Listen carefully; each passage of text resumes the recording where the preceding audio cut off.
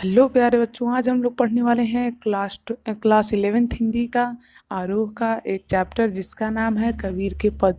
तो ये जो पूरा चैप्टर है इसमें हमसे कबीर जी ये बताते हैं कि किस प्रकार से ईश्वर की प्राप्ति या फिर परमात्मा की प्राप्ति कोई भी व्यक्ति कर सकता है, और साथ ही में हमें ये भी बताते हैं कि इस समाज में कितने ढोंगी लोग हैं जिन्हें ईश्वर का ज्ञान नहीं होता, फिर भी वे ईश्वर का ज्ञान बांटते हैं और मोक्ष प्राप्ति की ज्ञान बांटते हैं कि किस प्रकार से मोक्ष की प्राप्ति की जाए। तो ये सब गलत है। इन्हीं सब चीज़ों के बारे में आज हम पढ़ेंगे, तो चलिए हम इसे शुरू करते हैं। सब्सक्राइब कीजिए आपके अपने YouTube channel education for CBSE को और बेल आइकन को दबाइए ताकि आप अपने लेटेस्ट वीडियो सबसे पहले देख सकें। तो यहाँ पे पहले पैराग्राफ में कबीर जी कहते हैं कि हम तो एकक करी जाना, दोई कहें तिनहि कौ, दो गज दो जग जिन नाही पहचाना। मतलब कि यहाँ पे हमसे कबीर ये कहना चाहते हैं कि इस संसार में जो ईश्वर हैं वो सिर्फ एक ही है। यहाँ पे ईश्वर दो नहीं हुए।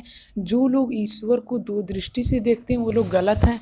अर्थात उनके कहने का मतलब यही है कि इस संसार में ईश्वर एक ही है, जैसा कि मैंने आपको शुरू में ही बताया था। तो इसके बाद वे कहते हैं कि ये जो पूरा संसार है इसमें ईश्वर सिर्फ एक ही है, और इस संसार में जो लोग परमात्मा से अनभिज्ञ हैं, यानी कि जो लोग परमात्मा को नहीं जानते हैं, वे ही लोग ऐसा कहते हैं कि ईश्वर एक नहीं अनेक है, बल्कि ईश्वर एक ही है। एक है पवन एक ही पानी, एक है ज्योति समाना, एक है खाक गड़े सब भाड़े, एक है कोहरा साना। वे कहते हैं कि जिस प्रकार से पवन एक ही होती है और पानी भी एक ही होती है और एक ही ज्योति भी होती है। ज्योति मतलब कि ज्वाला, या फिर आप कह सकते हैं कि अग्नि। यानी कि जिस प्रकार से ये सब संसार में जितने भी चीज़ें हैं, जैसे जल वायु गगन जल वायु आकाश और अग्नि, यानी कि ये सब जितनी भी चीज़ें हैं ये सब जिस प्रकार से केवल एक ही हैं, उसी प्रकार से कबीर हमें ये भी समझाना चाहते हैं कि ईश्वर भी एक ही है। और इसके बाद फिर वे हमें यहीं पे कुम्हार का भी एक एग्जाम्पल देते हैं, और हमें साथ ही साथ हमें मतलब कि अभी तक जितनी भी शिक्षाएं दिए हैं उसी के साथ साथ हमें ये भी बताते हैं कि जिस प्रकार कुम्हार एक ही मिट्टी से अलग अलग बर्तन बनाता है, उसी प्रकार से हम लोगों को बनाने वाला भी एक ही है, लेकिन वो अलग अलग चीज़ों को अलग अलग तरीके से बनाता है। मतलब कि ईश्वर ने हम लोगों को बनाया और जानवरों को बनाया, तो हमारी डिज़ाइन ऐसे की और जानवरों की डिज़ाइन उस तरह से की। तो इनके कहने का मतलब यही है कि एक है खाक गड़े सब भांडा, एक है कुम्हारा साना। यानी कि जो कुम्हार होता है वो एक ही मिट्टी से सभी को अलग अलग रूपों में ढालता है, यानी कि बनाने वाला एक ही है, लेकिन रूप कितने बना रहा है, अलग अलग बना रहा है। जैसे कभी कोई दूसरा बर्तन, कभी गिलास हो गया, कभी प्लेट हो गया। तो इस तरह का जो बर्तन होता है कुम्हार एक ही मिट्टी से बनाता है, लेकिन अलग अलग प्रकार में गढ़ता है। उसी प्रकार से ईश्वर और परमात्मा भी एक ही तत्व है। और ठीक उसी तरह से जब शरीर के मरने के पश्चात भी आत्मा अमर हो जाया करती है। यानी कि यहाँ पे अगला जो है हमारे सामने, जैसे जिसमें कहते हैं जैसे बाढ़ी काष्ठ ही काटे, कीन न काटे कोई, सब घटी अंतरी तू ही, व्यापक धरे स्वरूप सोई। मतलब कि यहाँ पर हमसे कहते हैं कि जिस प्रकार से जो बढ़ई होता है वो लकड़ी को तो काट देता है, परंतु उसके अंदर की जो आग होती है उसे नहीं काट पाता है। यानी कि जो बढ़ई होता है वो क्या करता है कि उसका काम क्या होता है बढ़ई का, लकड़ी काटना। तो वो जो बढ़ई होता है वो क्या करता है, लकड़ी को तो काट देता है, लेकिन उसके अंदर का मौजूद जो अग्नि होती है उसे नहीं कभी भी ख़त्म कर सकता है।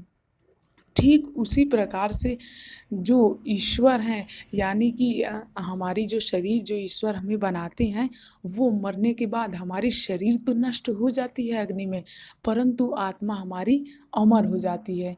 तो उम्मीद है आप लोग बहुत ही अच्छी तरीके से समझ में आ रहा होगा। यहाँ पे देखिए जो कबीर है वो हमें यही समझाना चाहते हैं इन तीनों पैराग्राफों में या फिर इन तीनों दोहों में कि जो ईश्वर है वो एक ही है, तथा हम लोगों को बनाने वाला एक ही है, और वो हम लोगों को अलग-अलग रूपों में बनाता है। और तीसरे में वे ये कहते हैं कि जो हमारी बॉडी है यानी जो हमारी शरीर है, वो मरने के बाद शरीर तो जल जाती है लेकिन आत्मा अमर हो जाती है, मुक्त हो जाती है। और वो क्या कह सकते हैं, आप उसे कह सकते हैं कि वो हमारे शरीर से सेपरेट हो जाती है या फिर बिखर जाती है, अलग हो जाती है और आज़ाद हो जाती है। उसके बाद वे कहते हैं कि माया देखि के जगत लुभाना, काहे रे नर घबराना, निर्भय भया कछु नहीं व्यापै, कहे कबीर दीवाना। वे यहाँ पे अब हमें ईश्वर की भक्ति के बारे में समझा रहे हैं, जैसा कि मैं आप लोगों को 9th में भी बताया था और 10th में भी बताया था कि जो कबीर होते हैं वो हमेशा शतुक्कड़ी भाषा में लिखते हैं तथा वे हमेशा हमें यही समझाते हैं कि किस प्रकार से ईश्वर की भक्ति की जाए या फिर ईश्वर की भक्ति का सही तरीका बताते हैं। वही चीज़ यहाँ पे भी है, वे बता रहे हैं कि हमें ईश्वर की भक्ति किस तरह से करनी चाहिए। हमें किसी भी मोह माया पे विश्वास नहीं करना चाहिए। अगर देखिए आजकल का जो संसार है, इसमें अगर हम किसी को सच बोलते हैं तो उन्हें गलत लगता है, यानी कि वे उस पे विश्वास नहीं करते। अगर हम झूठ बोलते हैं तो वो लोग उस पे विश्वास कर लेते हैं। यानी कि तभी तो कहा गया है ना कि सच सभी लोग बर्दाश्त नहीं कर पाते और झूठ सभी लोग बर्दाश्त कर लेते हैं। सच इसीलिए कड़वा होता है और आजकल के संसार में सच तो काफ़ी ज़्यादा कड़वा हो चुका है। इसीलिए वे कहते हैं कि हमें इन सभी मोह माया के बंधन से मुक्त हो जाए, अर्थात आडंबर युक्त जीवन से छुटकारा पा लें और हम ईश्वर की भक्ति करें। और जो लोग इसे करने में सफल हो जाते हैं, उन्हें किसी भी प्रकार का भय नहीं रहता, वे किसी भी प्रकार के मोह माया के बंधन में बंधे नहीं होते हैं। उसके बाद वे अपने दूसरे पद में कहते हैं, संतु देखत जग बौराना, साँच कहें तो मारन धावे, झूठे जग पतियाना, नमी देखा धर्मी देख नहीं नहीं बस यहीं तक। देखिए, संतो देखत जग बौराना, यहाँ पे कह रहे हैं कि आजकल की जो व्यक्ति हैं या फिर आजकल के समाज में जितने भी लोग हैं, वे लोग संत को देख करके, साधु को देख करके, जो लोग ईश्वर की भक्ति करते हैं उन्हें देख करके बौरा जाते हैं। मतलब कि आप लोग कह सकते हैं बहुत ही ज़्यादा क्रोधित हो जाते हैं। और अगर उनसे हम सत्य बात कहें या फिर सच कहें तो वो हमें मारने के लिए दौड़ाएंगे। लेकिन अगर यही हम झूठ कह दें तो वो हमारी बातों पे विश्वास कर जाएंगे। यानी कि आजकल का जो समाज है, आजकल का जो संसार है, वो इस समय इतना ज़्यादा मतलब ख़राब हो चुका है कि सच अगर आप बात कहेंगे तो वे गुस्सा होके आपको मारने के लिए दौड़ेंगे। यदि आप झूठ बात कहेंगे तो वो विश्वास कर लेंगे। और आगे यहाँ पे ये भी कहते हैं, नेमी देखा धर्मी देखा, प्रात करें स्नाना, आतम मारी पखानी पूजय, उनमें कछु नहीं ज्ञाना। देखिए यहाँ बहुत ही सुंदर बात कही गई। यहाँ पे ये बात कही गई है ना कि कुछ लोग जो होते हैं, जो लोग सुबह सुबह ही उठकर नहा लेते हैं, लेकिन वे अच्छे से या फिर पूरे मन से या फिर खाली मन से ईश्वर की भक्ति नहीं करते हैं। और जो लोग ऐसा करते हुए जिसे देखते हैं, वो उसे बड़ा ज्ञानी मानते हैं कि भले से ही वो बंदा पूजा ना कर रहा हो या फिर उसका पूरा ध्यान प्रभु की भक्ति में ना हो, फिर भी आजकल लोग उसे बहुत ही ज़्यादा ऊंचे पद या फिर काफ़ी ज़्यादा साधु संत की कैटेगरी में मानते हैं। और साथ ही में कबीर जी हमसे ये भी कहते हैं कि जो केवल धर्म के नाम पर व्रत और नियमों का कठोरता से पालन करते हैं, वे अपनी अंतरात्मा की आवाज़ को सुनना छोड़ करके सिर्फ ब्रह्मांडम्बरों का ढोंग रचते हैं। मतलब कि आजकल आप लोग तो देख ही रहे होंगे कितने लोग यहाँ पे ढोंगी आ जाते हैं। तो इसी प्रकार का जो होता है कि वे कहते हैं कि देखिए, ज़रूरी नहीं है ईश्वर की भक्ति आप प्रातः काल ठंडी में नहा के ही करें। ज़रूरी नहीं है कि ईश्वर की भक्ति तभी होगी जब आप जाएँगे और पूरी गर्मी में कड़ी धूप में बैठकर भक्ति करेंगे। ईश्वर की भक्ति सिर्फ़ खाली मन से उनका स्मरण करने से भी हो सकती है। अब यहाँ पे कहते हैं, बहुतक देखा पीर अलौया, पढ़े किताब कुराना, कै मुरीद तदबीर बतावें, उनमें उन्हें जो ज्ञाना। अब देखिए यहाँ पे भी उन लोगों की तरफ इशारा कर रहे हैं जो लोग ऐसे होते हैं कि उन्हें कोई ज्ञान नहीं होता है, फिर भी वो गुरु का पद ले लेते हैं।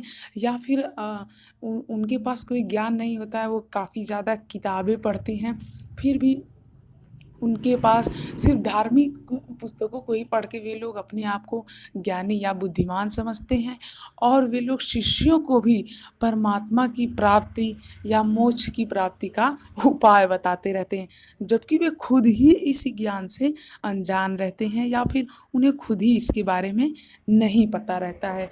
उसके बाद कबीर जी हमसे कहते हैं कि पीपर पाथर पूजने लागे तीरथ गौरव भुलाना, टोपी पहिरे माला पहिरे छाप तिलक अनुमाना।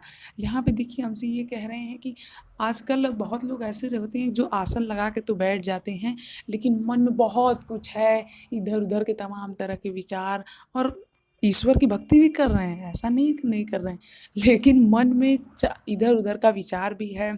और पीपल को और पत्थरों को देखिए यहाँ पे बता रहे हैं कि पीपल और पत्थरों को पूजने लगे और तीर्थ स्थल पर जाने लगे, टोपी पहन लिए, माला पहन लिए। तो ये सब जो कार्य हैं इससे थोड़ी पूजा होती है, इससे ईश्वर का स्मरण थोड़ी होता है। ईश्वर का स्मरण तब होगा जब आप खुले मन से, सच्चे मन से उनका स्मरण करेंगे, तभी आप ईश्वर का अच्छे से स्मरण करेंगे, वरना आपका स्मरण झूठा है। तो यही यहाँ पे हमसे बता रहे हैं। और वो कहते हैं कि हिंदू कहे मोही राम प्यारा, तुर्क कहे रहीमाना, आपस में दुहूल लरी लरी मुँह मर्म न कहूँ जाना। यहाँ पे हमसे बताना चाहते हैं जो कबीर हैं कि हिंदू कहते हैं कि हमें राम जी प्यारे हैं, और इस्लाम कहते हैं यानी मुसलमान कहते हैं कि हमें रहीम जी प्यारे हैं, लेकिन ऐसा नहीं है। ईश्वर एक ही है। यहाँ पे हमें कबीर जी यही समझाना चाहते हैं कि ईश्वर एक ही है। वे लोग आपस में लड़ाई कर कर के मर जाते हैं, लेकिन सभी लोग इस बात से अनजान हैं कि ईश्वर सिर्फ एक ही है। यही यहाँ पे हमें बताना चाहते हैं। फिर बोलते हैं घर घर मंत्र देत फिरत है, महिमा के अभिमाना, गुरु के शहीद सिख सब बूढ़े अंत काल पछिताना, कहे कबीर सुनो हो संतो ई सब भरम भुलाना, केति कहो कहाँ नहीं माना सहज सहम समाना। यहाँ पे अब हमसे कबीर जी बताना चाहते हैं कि ऐसे लोग जिन्हें परमात्मा का कोई भी ज्ञान नहीं होता है, वैसे भी लोग अपने शिष्यों को आधा अधूरा ज्ञान बांटते रहते हैं। अतः यानी कि कबीर का मानना है कि सच्चे परमात्मा की प्राप्ति सहजता और सरलता से संभव है। जितना भी अभी तक हमने देखा, इन सब से यही तात्पर्य निकलता है। दिखावे और ढोंग से ईश्वर को नहीं पाया जा सकता। यानी कि अगर आप चाहते हैं कि हम दिखावेपन और ढोंग की मदद से ईश्वर को पा जाएं, तो वो नहीं हो सकता। और जो लोग ऐसे होते हैं जो लोग घर घर घूम के शिक्षा देते हैं, लेकिन वे भी असल में ईश्वर का मतलब नहीं जानते हैं, वे लोग भी कैसे होते हैं, ढोंगी की कैटेगरी में ही आते हैं। इसीलिए कबीर कहते हैं कि इन सभी चीज़ों से मुक्त होकर, हे संतों, अगर आप लोगों को सचमुच में ईश्वर की प्राप्ति चाहिए या फिर मोक्ष की प्राप्ति चाहिए, तो आप लोग खुले मन से ईश्वर का स्मरण करें, आपको ईश्वर की प्राप्ति जरूर होगी। उम्मीद है आपको वीडियो बहुत ही अच्छी लगी होगी। प्लीज़ लाइक कीजिएगा और हमारे चैनल को सब्सक्राइब करना ना भूलें। Thank you. जय हिंद, जय भारत। मिलते हैं अगले वीडियो।